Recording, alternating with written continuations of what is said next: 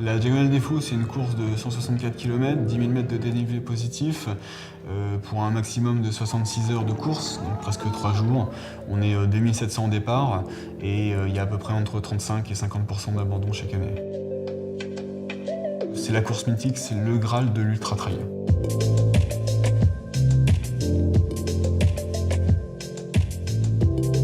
J'ai découvert cette course il y a 3-4 ans. Je pensais que c'était pas pour moi, que c'était juste simplement pour des athlètes de haut niveau. Je me suis renseigné et finalement je me suis rendu compte que c'était pour, c'était pour tout le monde et il suffisait de s'entraîner et d'avoir envie de la faire tout simplement.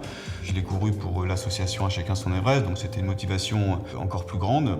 Donc l'association a été fondée par Christine Janin. Christine Janin, c'est la première femme française à avoir gravi l'Everest. L'association organise des stages dans le chalet à Chamonix pour les enfants atteints de cancer. L'auditoire est également lié avec l'association depuis de nombreuses années. Ils ont organisé les 10 ans et les 20 ans de l'association, donc c'est grâce à eux aussi que j'ai connu l'association À Chacun Son Everest.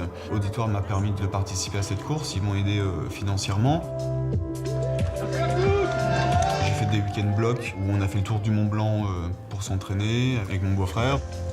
J'ai fait de l'hypnose avec un hypnothérapeute aussi pour me préparer mentalement parce que finalement, 80% de cette course, on sait que ça va jouer au mental parce que le corps, au bout d'un moment, il n'en pourra plus, donc on sait tous que ça se finira dans la tête.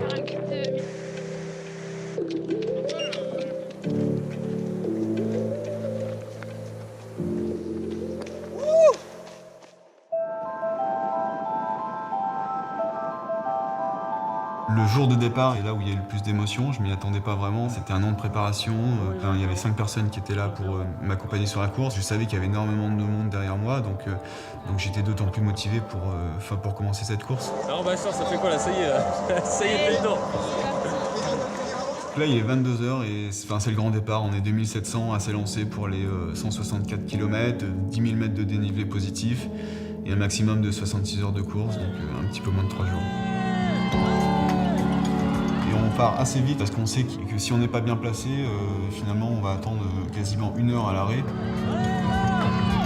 Sur les premiers 3-4 km, on longe le front de mer et ensuite on commence à s'engager un peu plus au cœur de l'île.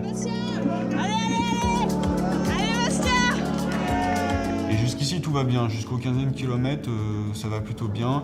C'est après où ça se complique un peu, au milieu de la nuit je suis pas très bien. Je pense que je paye un peu le fait d'être parti un petit peu vite, même si c'était volontaire. Je me demande même comment je vais arriver jusqu'au bout. Je vais avoir froid, je vais commencer à aller mieux quand je vais voir le lever de soleil sur le Piton des Neiges. Là, c'était absolument dingue. Allez, super. Et là, j'ai de nouveau un énorme coup de barre. On est au premier tiers à environ 60 km. J'ai très chaud, je suis pas bien du tout, j'ai mal à une cuisse. Et là, je me dis que je vais devoir arrêter. Donc j'étais déjà dans ma tête en train d'écrire le message d'abandon. Je me suis dit, t'as fait tout ça pour rien, tu vas abandonner au premier tiers.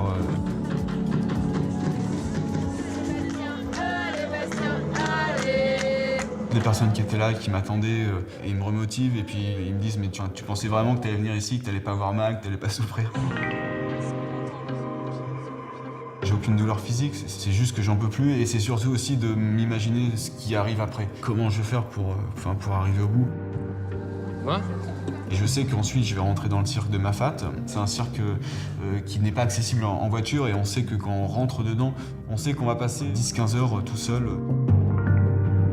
On attaque la 2e nuit et ça fait 20 heures que je cours, j'ai toujours pas dormi, je me suis reposé un quart d'heure donc là je décide de faire une vraie sieste de 20 minutes. Je repars en pleine forme pour la 2e partie de Mafate. Donc on replonge de l'autre côté pour aller chercher le mythique Maïdo parce que là on arrive face à un mur. C'est vraiment un mur visuel, c'est assez incroyable. Et moi j'arrive au lever du jour, donc j'ai le lever de soleil sur le Maïdo. Et on a à peu près 2000 mètres de dénivelé positif en une seule fois, donc c'est une très très grosse montée. Réunion, t'es où là? Voilà, petit rythme de croisière. Tu peux même faire un petit sourire à la caméra, je pense. Aïe aïe aïe. Ah, il est frit comme un gardon là.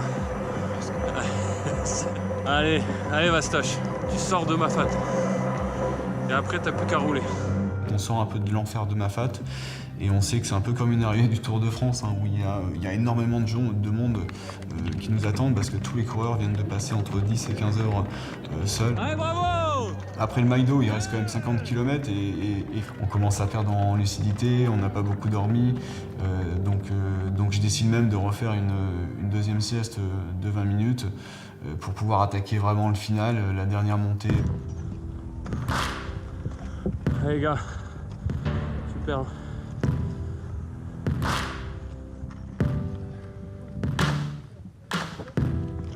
Ça commence à être très dur, on voit des gens dormir sur le côté, des gens qui sont assis, qui essayent de récupérer. Voilà, là il faut aller au bout coûte que coûte. Allez Bastien. Allez, c'est normal ça.